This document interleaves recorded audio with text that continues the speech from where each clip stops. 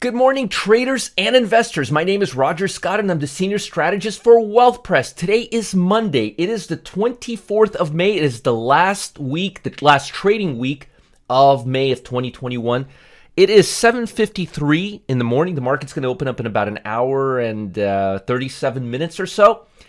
Let me give you what we have on the docket this week. We've got a lot of stuff, Let's start with the global economy. Actually, let's start with the calendar. Then we'll move into global economy. As far as the futures, we're up about 100 points on the Dow, a little bit beyond random. The Nasdaq is looking really, really strong right now. But I'll get into all of that. Let's start with the docket, then we'll get into global economy, and then we'll go through each of the individual indexes. So, big news this week. We've got new home sales. We've got consumer confidence. Now, consumer confidence is going to be a really, really important report this week, so please do not miss it. The consumer confidence is going to give us a really good indication of what we should expect from the GDP, which is the biggest report of the quarter and will tell us whether the economy is humming along, heating up too fast, or cooling off.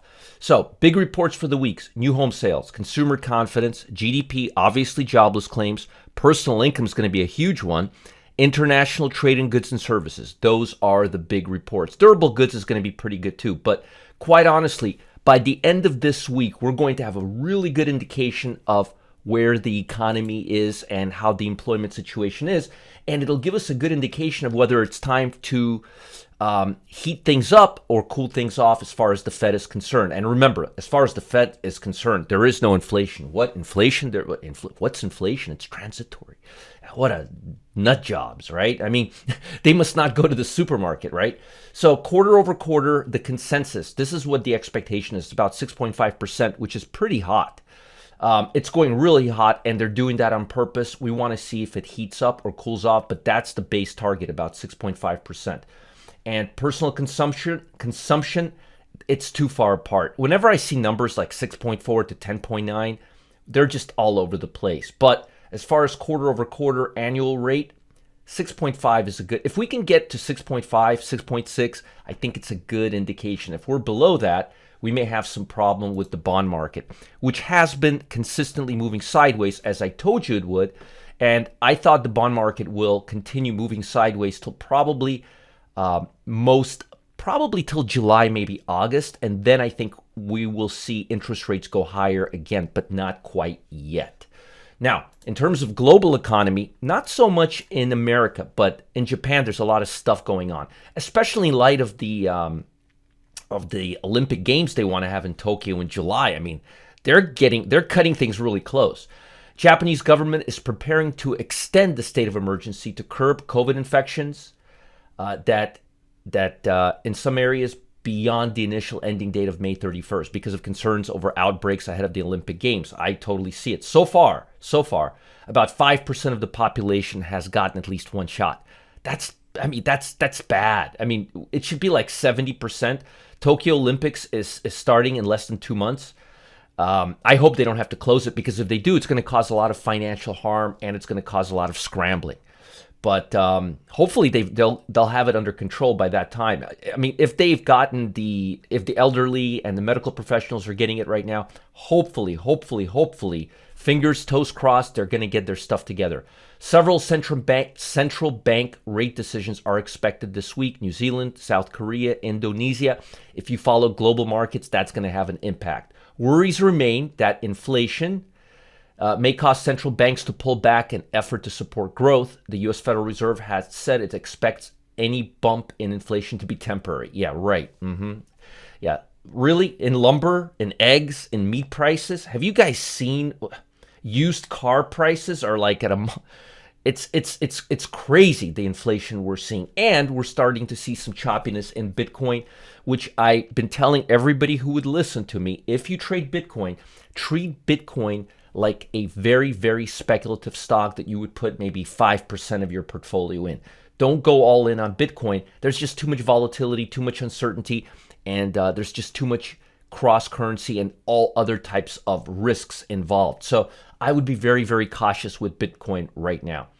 Now, looking at the market as a whole, as I mentioned, the markets are opening up a little bit higher. If you look at the Nasdaq, we're still hovering near the 50-day line, which means we can go either way. But I do believe we're going to break higher. But I want to see completely 2 days of clearance, I want to see 2 days like this, where no part of the bars touch the lows touch the blue line. Just like we did see here for 3 days, I want to see 2 days like that here. Till we see 2 days of complete clearance, no soup on the Nasdaq stocks. S&P, on the other hand, is starting to come back up. It hit the 50-day line. It's already now making its third day above the 50-day line. As you can see here, we have 2 days of clearance, which means most investors and traders are going to go bullish right now. The Russell 2000 is choppy, remains sideways, but I don't think it's in a bearish trend. I think it's choppy and it's going to gather some steam. And as I've mentioned before, part of the reason why it's choppy is because it had a really good, strong uptrend, giving us over 70 or 80% the return of the S&P 500 in the same period of time. So it's a little more choppier right now. It's consolidating, but I think we're going to have another bull run before the end of the summer. But if you are in the Russell 2000 stocks, unless it's a really strong trend, I would be very, very cautious right now. Now, in terms of market sentiment, there's only, let me show you something here. The number of stocks making 90-day highs versus 90-day lows, 20 versus 90-70. That means the market's really choppy. For it to trend, you would want to see about 400 stocks trending higher, 300 stocks trending lower. Let me show you this indicator a few months back. Let's see here. Let's go back 1 month. Let's see here. Let's see if we can go back 1 month. 257 stocks a month ago. You see that? Today, you've got 97 stocks. So there's not that many stocks breaking out. And as far as 90-day lows, there's 20 now. That's been kind of stable. That hasn't really gone too much. 5 last week. There's not many stocks breaking down. If you want to see the type of stocks breaking down, you got the Bitcoin Investment Trust ready to break down some more. This follows Bitcoin, ticker symbol GBTC. You've got Discovery. You've got Chegg. You've got VNet, you've got Kuru. These are all stocks breaking down. New York Times is breaking down. I've been talking about the stock breaking down, and it's still breaking down.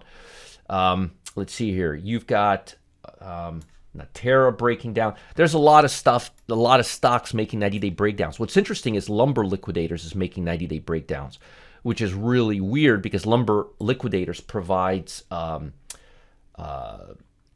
floors, hardwood floors. So that's very, very interesting. Now, let me show you a stock that I'm really liking right now. If we look at my relative strength scan to the upside, I want to show you something. This is my cumulative strength index on the Nasdaq. Nasdaq is not doing that great right now, so we move on to the S&P. And let's organize it by strength. And if you do, you'll see that Nordstrom's is still leading. US Marathon is number 2, but let's look at number 3, NUE, Nucor. Not bad, right? It's a steel manufacturer, and I've talked about its stock, and it's my 3rd strongest stock right now. And when I looked at my 4x4 pullbacks, which are stocks making highs and then making 3-day pullbacks, I was able to find it. Let me see if I could find it again for you. Right here. Which means it made a swing high, made a 3 days low, and now it's moving higher again.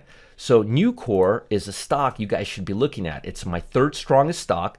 And it's pulling down, and it looks like it's ready to go higher. And based on what I'm seeing, it looks like it's going to test the old highs. It's 103 now. It can go to about 110. And if we're wrong, a stop loss right here below this low level would do the trick. All right? Very, very, very important.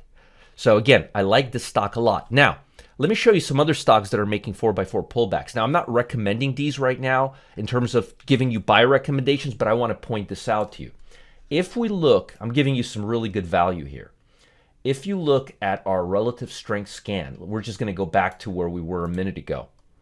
And if we were to organize it, and if we start moving a little lower here, remember, this is still first page. Anything here would still be in the top 20%, 5th percent, 10th percentile. There's 500 stocks here. Excuse me. If you start looking down here, you will start seeing that financial stocks are starting to come up here. Look at this. Wells Fargo, right? Let's see. Lincoln National Corporation, Equifax, Goldman Sachs. Let's see here. Fifth Third Bancorp, Citigroup, Bank of America, Citizens Financial, all of this is KeyCorp, 𝗧𝗵𝗶, all of this is on the first page. So it's not weak. It's not like the first 3 or 4, but it looks like it's moving higher. And as I said, financial stocks are looking good. So when I look at this scan here, there's 26 stocks. Let's look at them visually. You will see that a lot of the pullbacks we're seeing are in bank stocks. Citigroup, JP Morgan, KeyBank, USB. Let's see here. Citizens Financial, we were just looking at that one. International Paper, I think International Paper is up there too, but I like International Paper.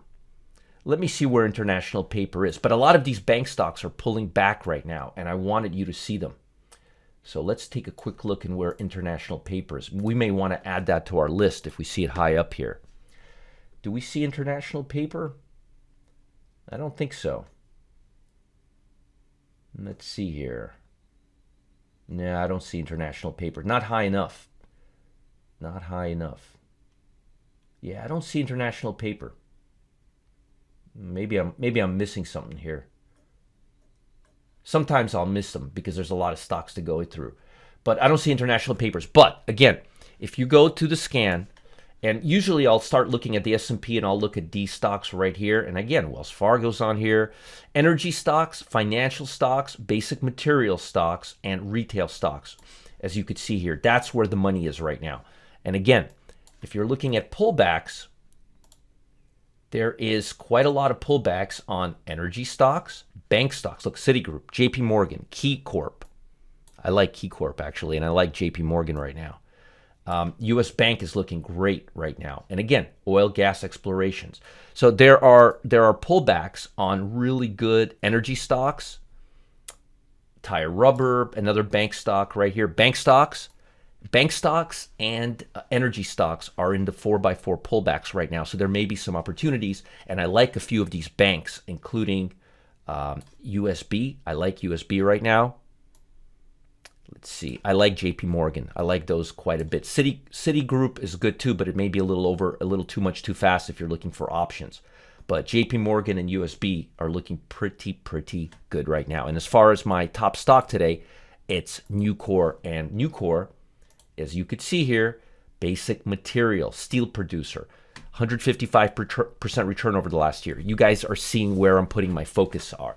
And nothing has changed. I've kept you away from those FANG stocks and kept you in these boring stocks, and you guys should be thanking me because they've been going higher while the FANG stocks haven't really been going anywhere. And all the hedge funds, as I told you last week, have been missing the boat, but we have not. Now, I've got something important for you. Crucial, timely, urgent. Folks, trading expert, Wall Street legend, 10-time heavyweight trading champion, Chuck Hughes, he's been helping traders bank huge profits for a while now. But now he's trying something different, a new method that was able to turn $5,900 into $212,000 plus in 2 years. Folks, that's crazy money. So how does Chuck want to spend his summer? So I want to know how Chuck wants to spend his summer. I may actually want to join him in some of these activities. He wants to teach everyday traders like you how to use his triple threat trading strategy to dominate the markets. Chuck's going even further by revealing the biggest project of his entire career, the Triple Threat Challenge. Folks, it's starting next week. You got to get in on this. Tuesday, May 25th will be the last chance. That's tomorrow. Will be the last chance to get in on Chuck's challenge before we kick off. We're kicking it off June 1st. No, we're not waiting for you. You better get in on it. It's your last chance. He's had a 96.5% accuracy in real-time trades. You don't want to miss this stuff. Make sure to click the link below to find out what all the hype is about and how regular traders like you can transform their portfolio this summer. Stop losing and start winning in the markets. And as always, make sure to like this video, subscribe to this channel if you're watching on YouTube, and stay ahead of the markets by being the first to be notified when I post new videos like this, giving you hot stocks like NUE and all these bank stocks pulling back. You don't want to miss this stuff. This is gold mine. We've been outperforming the hedge funds like crazy over the last quarter. Folks, follow the link below and don't miss out on Chuck. He is a winner and he wants to make you a winner. And have a great, great week. It's the last week of May. Make it count. Bye.